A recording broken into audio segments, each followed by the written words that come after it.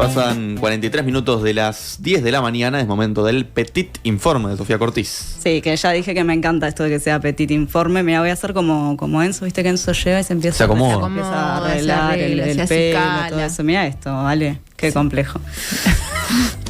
Bueno, el informe de hoy, Palestina víctima de los problemas domésticos de Netanyahu. Voy a arrancar, antes de meterme en las explicaciones de este reanudamiento, que no es reanudamiento, porque en realidad nunca frenaron del todo los ataques de Israel a Palestina, pero se había pactado un alto el fuego en enero, el 15 de enero, donde habían estado allí mediando Estados Unidos, Qatar y Egipto, y por lo pronto había bajado un poco la intensidad del asunto, que se retomó en la semana pasada, primero el lunes, pero con fuerza en la madrugada del martes, donde se asesinan unos 400 palestinos. Se calcula que cerca de 200 eran niños y niñas, quedaron más de 500 heridos esa noche, según el Ministerio de Sanidad de Palestina. Fue realmente una masacre brutal.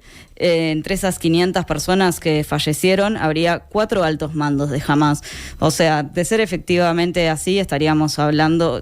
Siempre es terrible esto, ¿no? O sea, ¿en qué se mide lo de los llamados daños colaterales, ¿no? Pero estamos hablando de que se informa de 4 mandos de Hamás y 400 asesinados, más de 200 niños, 500 heridos.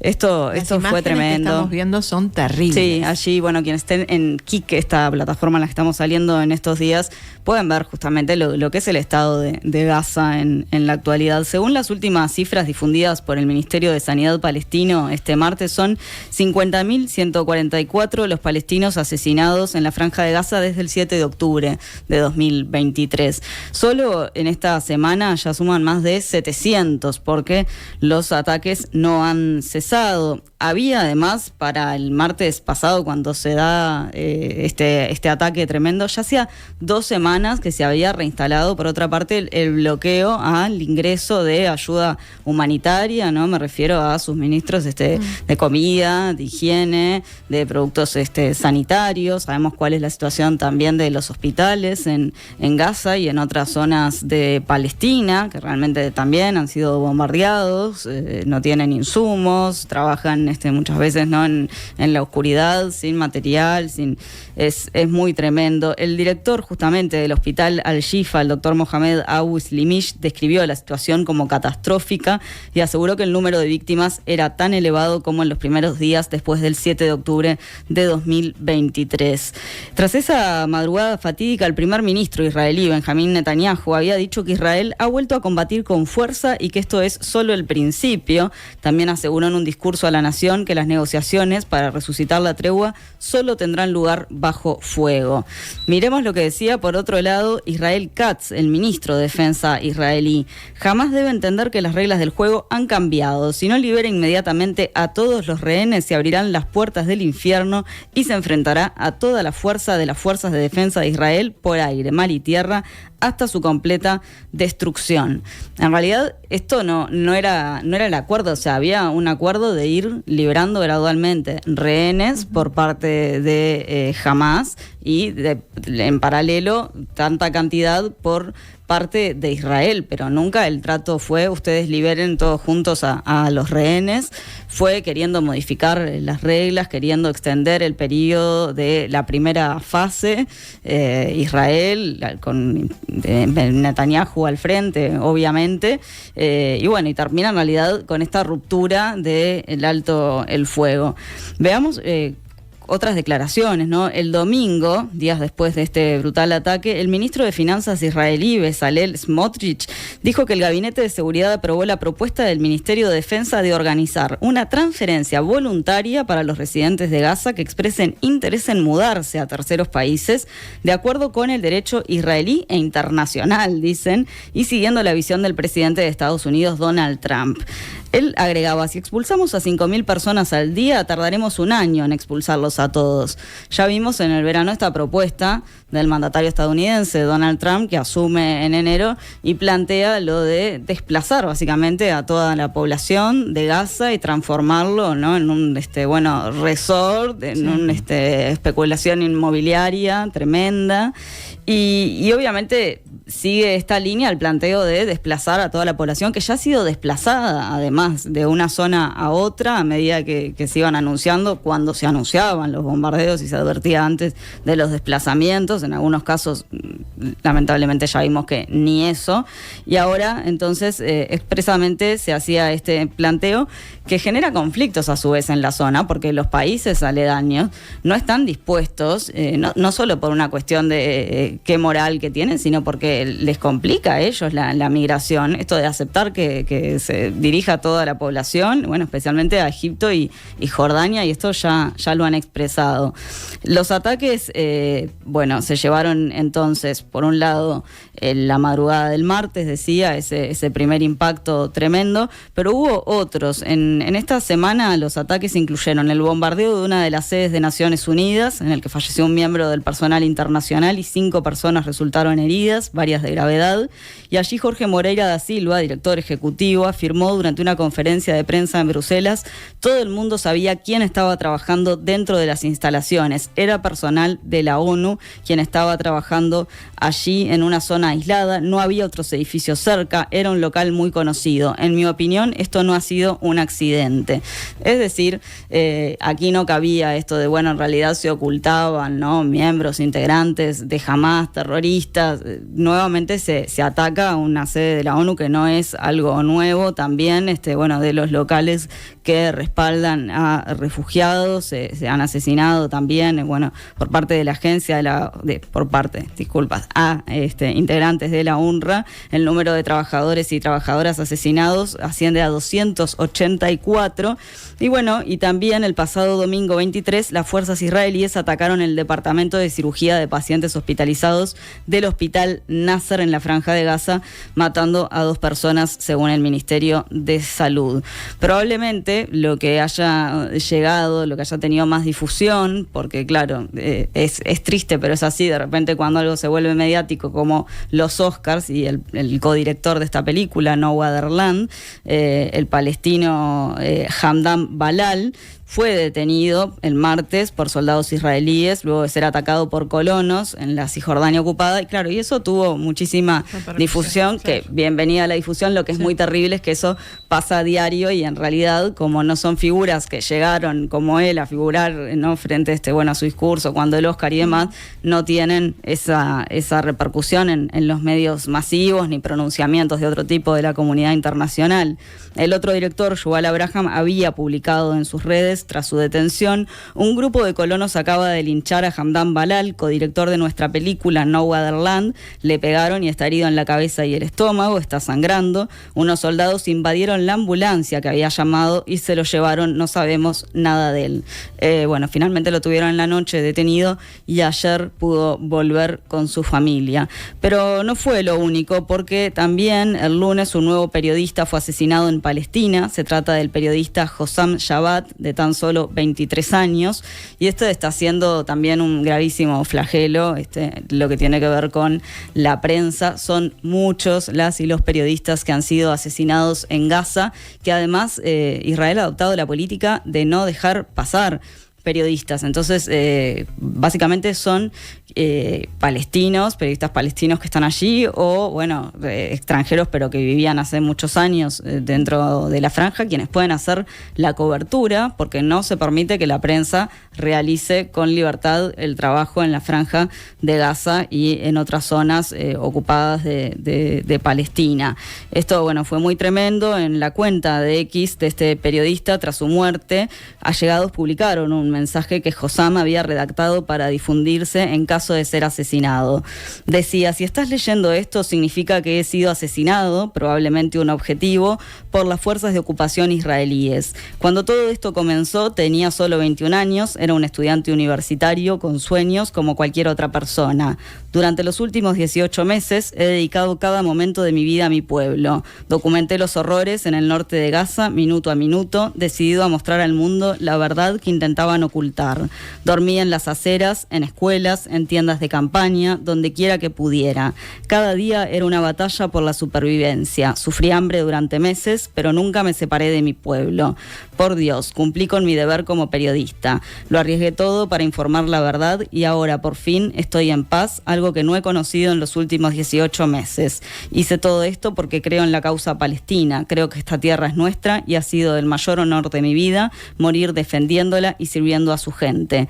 Te pido ahora, no dejes de hablar de Gaza, no dejes que el mundo mire hacia otro lado. Sigamos luchando, sigamos contando nuestras historias hasta que Palestina sea libre, decía entonces Hossam Shabbat, este periodista de 23 años asesinado. Muy, muy tremenda la situación, la cantidad de familias quebradas en Palestina. Y aquí el informe que titulábamos Palestina víctima de los problemas domésticos de Netanyahu, lo llamábamos de esa forma porque nuevamente Netanyahu parece intentar evadir los problemas que tiene en la política interna atacando a Palestina.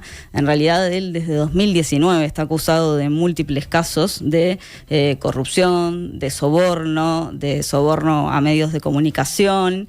Iba a ser justamente cuando él ataca en la madrugada del martes. Ese martes había una audiencia a la que él tenía que asistir y fue cancelada, tenía que asistir a los tribunales y claro, frente a esto se cancela esa audiencia que viene posponiendo su defensa por distintos motivos, por motivos médicos, ahora por esto. En realidad todo se ha dilatado en el proceso judicial desde que responde al ataque de Hamás del 7 de octubre de 2023 y ha ido más allá en los últimos días. Algo que generó mucha conmoción, es la primera vez que pretende cesar a quien dirige el servicio de defensa israelí.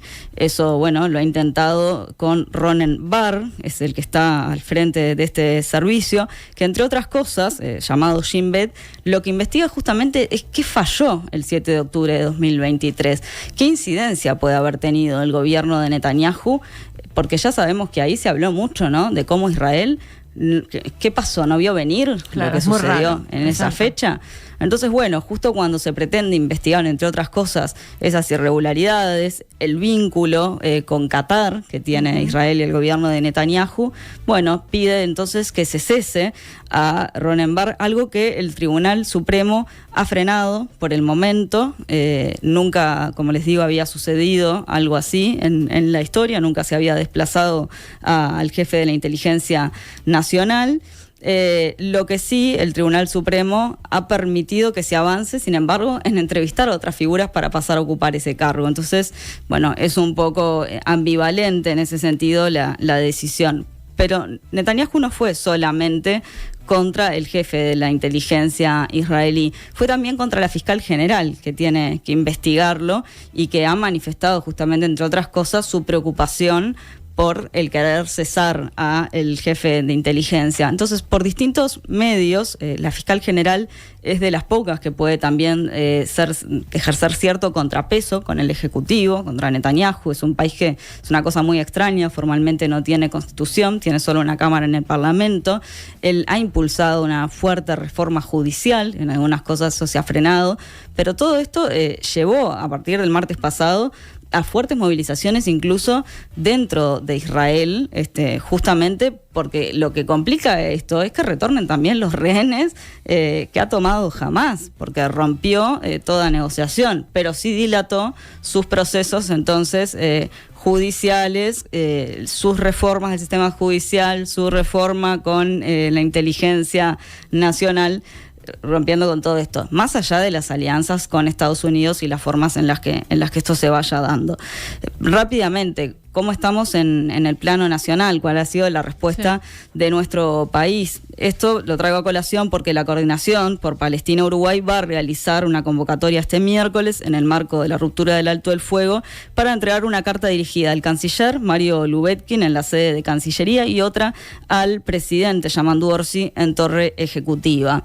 No quisieron mostrar las cartas enteras desde ya a la prensa, pero sí nos dijeron que los puntos centrales eran la condena del gobierno de Uruguay ante el reinicio de la masacre en Gaza y Cisjordania y cancelar la Agencia de Innovación en Jerusalén hasta que Israel se apegue al derecho internacional. Este fue uno de los temas por los que fue consultado Orsi ayer en la conferencia de prensa tras el Consejo de Ministros, y esto decía.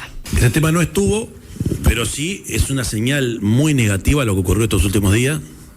Nosotros somos un país que tenemos vocación de paz y cada señal que apunte hacia el otro lado nosotros la condenamos. No es buena cosa lo que está ocurriendo, a tal punto que a veces aparecen luces de esperanza cuando se generan las treguas. Las señales últimas son de las peores. El retomar el camino de la guerra lo que trae es más muerte y aquellos que son efectos colaterales o daños colaterales son el tema central de cualquier guerra contemporánea. Por lo tanto, condenamos que se elija ese camino y no el otro.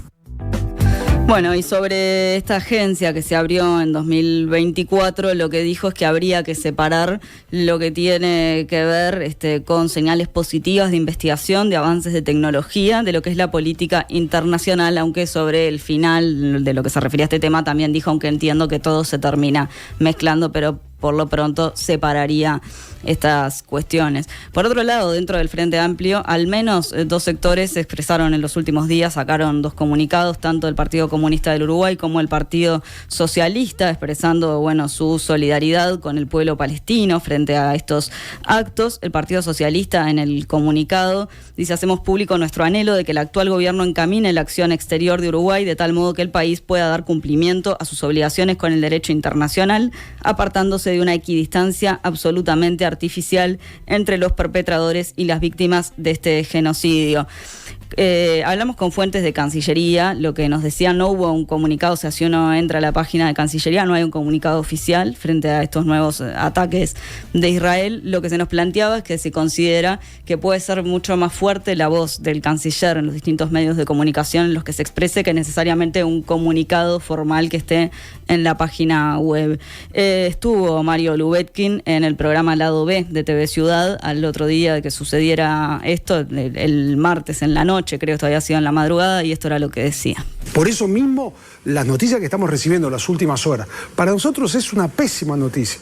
Nosotros pensábamos, y todos pienso, que se nos generó la expectativa con el intercambio de rehenes que iba a haber un escenario de negociación, al menos eso, negociación. Lo que se empezó a activar nuevamente ayer, para nosotros es una pésima noticia, que ojalá se vuelva a la mesa de negociaciones. Todo lo demás es negativo para el Medio Oriente y es negativo para nosotros. Sin duda, nosotros vivimos en este mundo. No hay 4 mundos, hay uno solo.